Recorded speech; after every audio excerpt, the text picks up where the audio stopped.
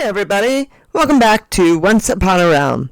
Now, when I was doing a Megxit channel, I was always trying to diversify, but of course the algorithm just wouldn't let me do it. So now that I am focusing on history and fiction and kind of the connections and the true stories behind things, I'm going to take some of my Megxit channel videos and kind of rework them. And some of them I'm going to spend a little more time doing that with than others. This video happens to be a video where I was comparing royal lookalikes. So current royal family members in the British royal family to ones in the past. And so I'm not going to rework this one a whole lot, but I still think it's a fun video. So here you go.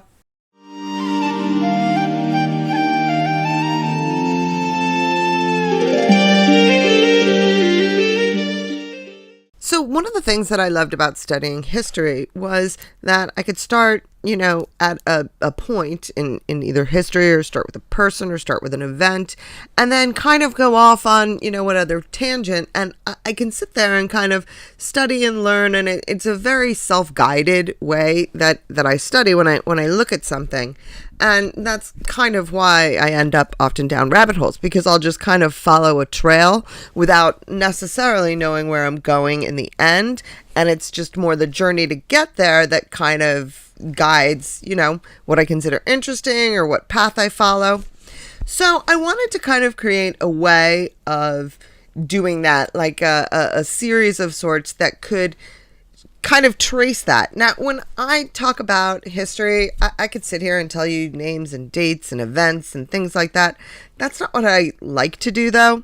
What I like to do is I like to tell stories about people and how these, sometimes amazing, sometimes brilliant, sometimes courageous, sometimes cowardly, how these people kind of made their way, because as we all know, those who don't study history are doomed to repeat it. They teach us the things to do and perhaps at times the things not to do. Using kind of Queen Victoria as that, that umbrella, obviously the first one you're going to start with is her near identical lookalike. And this is one that I can say there are a lot of photos of both of them. And in addition, with Queen Victoria, there are also a lot of portraits, obviously. This is like a true genetic similarity. I mean, these two look a lot alike. And it's not just the pose or the hairstyle or this or that. You can find a bunch of times that Princess Beatrice, clearly a descendant of Queen Victoria. And it's really interesting because I remember when I read, I think it's My Story by Fergie's life story, her autobiography. When I read that, I remember that Beatrice and Eugenie, their names were chosen because they were two of Queen Victoria's daughters, and Fergie is a big fan of Queen Victoria. She was, very fond of studying and looking into Queen Victoria's life and whatnot. And for her eldest daughter to be damn near a twin of Queen Victoria, I kind of thought that was pretty neat. And yes, Beatrice and Eugenie were two names of two of Queen Victoria's daughters. I think Eugenie was one of their middle names, and Beatrice was obviously Princess Beatrice. But if you look at these two, you can see it's not just, this is one of those that it's not just the hairstyle. It's not just, that their clothes are similar or the pose is the same. These two look a lot alike. On the left here, this is another one that it's a true similarity. On the left, you have King George V, and on the right, you have Prince Michael of Kent. And Prince Michael of Kent, he was Queen Elizabeth's cousin, and so King George V was also his grandfather. Their parents were siblings. So it's also his grandfather, and these two obviously look a lot alike, which means also, and this is an interesting one, because this is the connection, Prince Michael and King George V, obviously they have the connection on the King George V side, but on King George V's other side, his mother's side, she was a princess in Denmark, and that was Alexandra. And Alexandra's sister married the Tsar of Russia. And so when King George V was in his, middle age or whatever, it was very widely acknowledged that he bore a striking resemblance to his cousin, Nicholas II. Now, Nicholas II and King George V, they were cousins because their mothers were sisters. They were Danish princesses. So King George V was related to Tsar Nicholas II through their mothers. But on King George V's father's side, he was also a cousin to Nicholas II's wife, Alexandra, because his father was Edward, and Edward's sister was Alice, and Alice was Alexandra's mother. So King George V was related to Tsar Nicholas and Tsarina Alexandra through each side of his family. And you can see how this is how Queen Victoria's descendants were able to spread their way through all these houses. I mean, it got to a point almost that everybody was related to everybody, and there was a very small limitation of who out of this crowd that they could marry, because they were all interrelated. This is also how you ended up with hemophilia showing up in all these royal houses in the early 1900s, because it was through the daughters of Queen Victoria that they all became carriers of hemophilia, handing it on to their descendants. And in the case particularly of Spain and in Russia, it was handed down to the heirs of the thrones. There are a few more that are legitimate resemblances, and then towards the end I'm going to kind of get into more of the fun ones, that it's really just a matter of the way that they happen to be posed or the way their hair is styled. It gets a little shady towards the end. But this is another one that it very much so is a family resemblance. On the left there you have Edward, eventually becomes the Duke of Windsor. That's the one who abdicated the throne in favor of Wallace Simpson. Edward the Eighth, I believe. Yeah, eighth. And you have, obviously, King Charles III.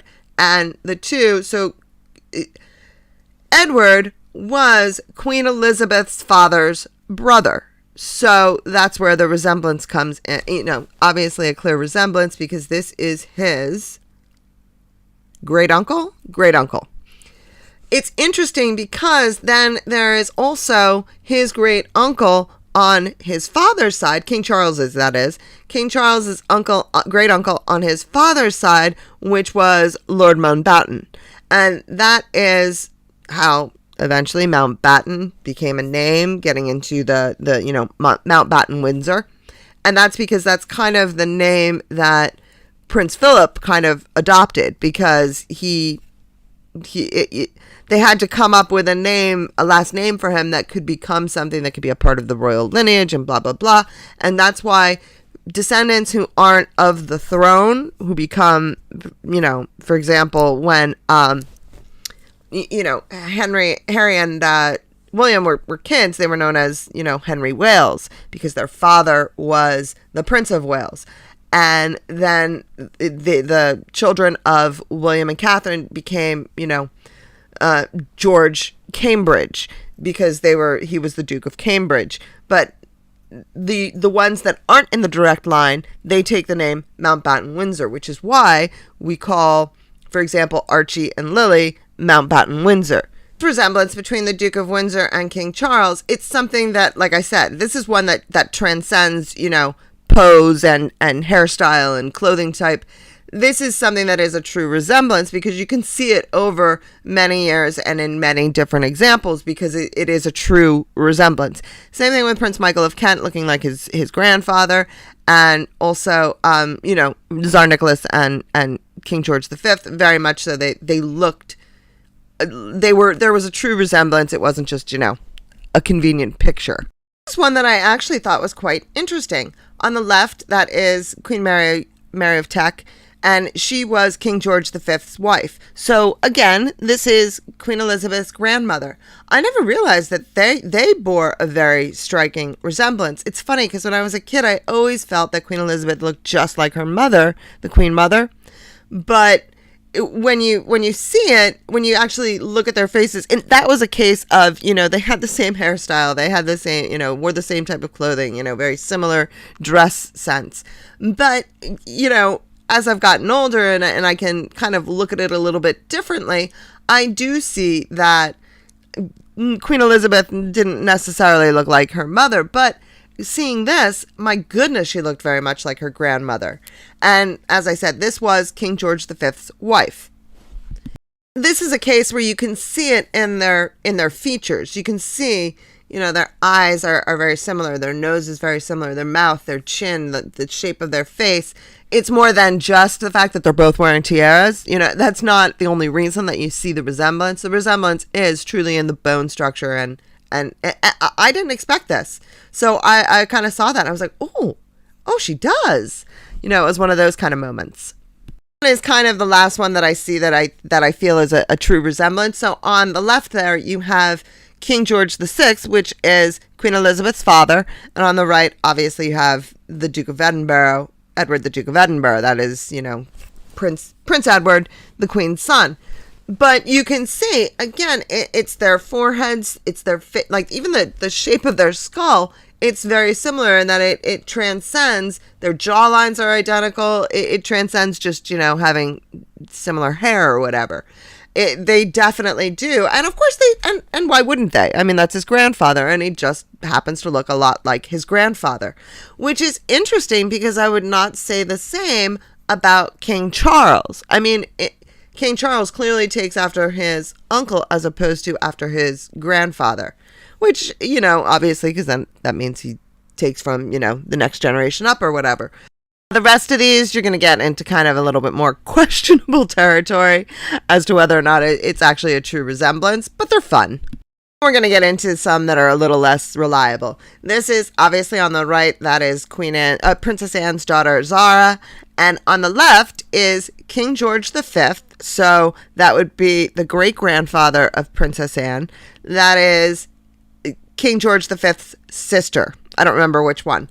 But this is, they're not directly descendants of each other. This is, the aunt as opposed to, this was, so it was King George VI aunt is the woman on the left. But obviously in these two photos, I mean, they do look very much alike. But I've also seen other photos of King George's sister.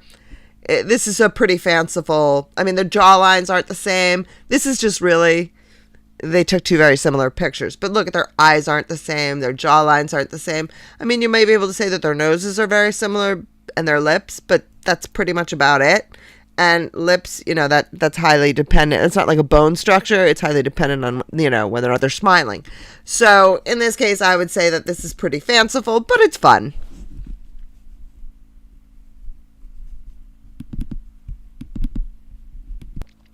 Now, these next two are quite a bit more fanciful than the others. This is more of a matter of, the picture. You just happen to find a picture where it works. Because this is, on the left, you have Queen Charlotte, and on the right, you have Lady Louise. And yes, if you look at these two photos, they do bear a striking resemblance. I mean, it's just for fun. This is the consort of King George III. And obviously, Lady Louise is the daughter of Prince Edward and his wife Sophie. And two lovely women. But it's funny because then you can turn around and I also found this comparison. It's now Lady Gabriella Windsor being compared to Queen Charlotte. Now the thing for me is kind of that I always felt Lady Louise and Gabriella Windsor resembled their mothers.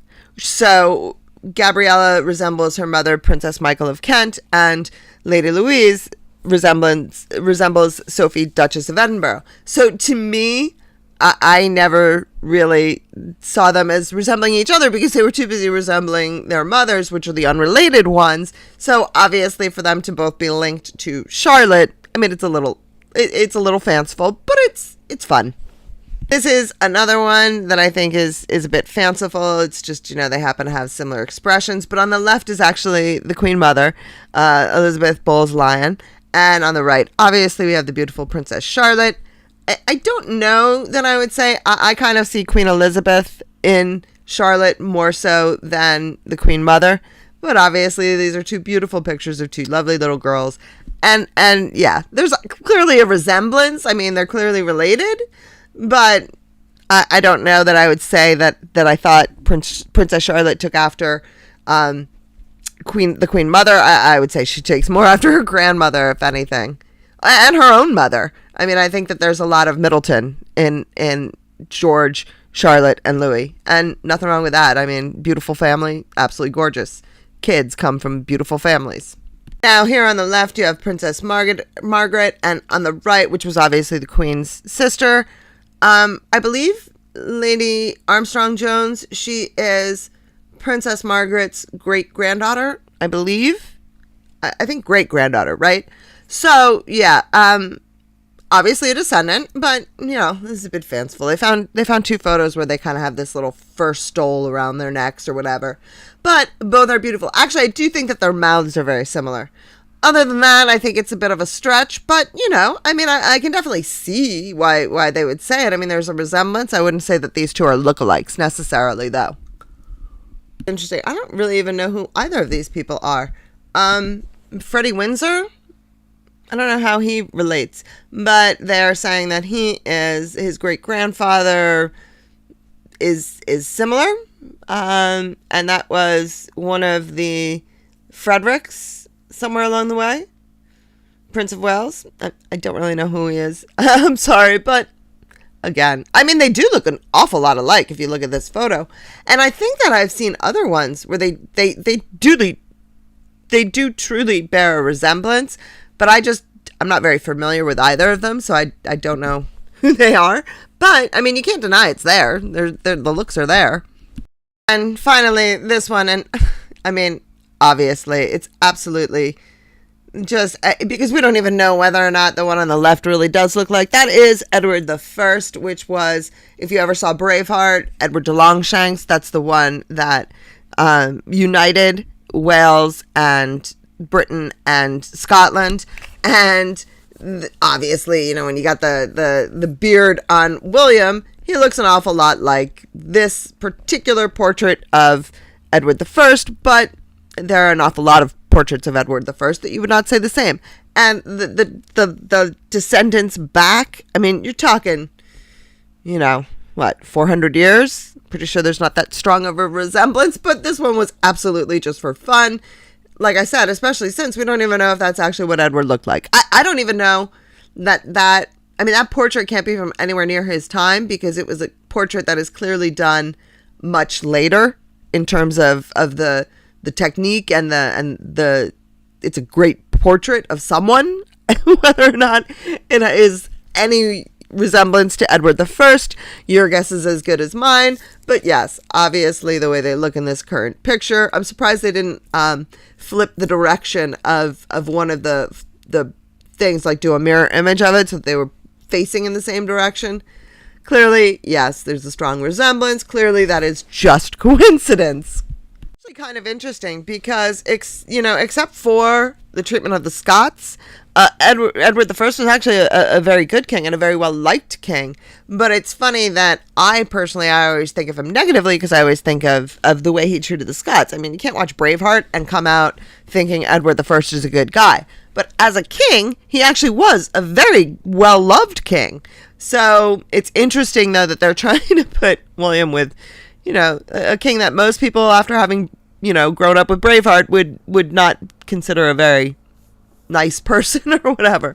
But as a king of England, he was a good king, and he did unify them, although a little brutally when it came to the Scots. So yeah, I hope you enjoy this. I hope you look forward to it. I hope you enjoy what'll come next.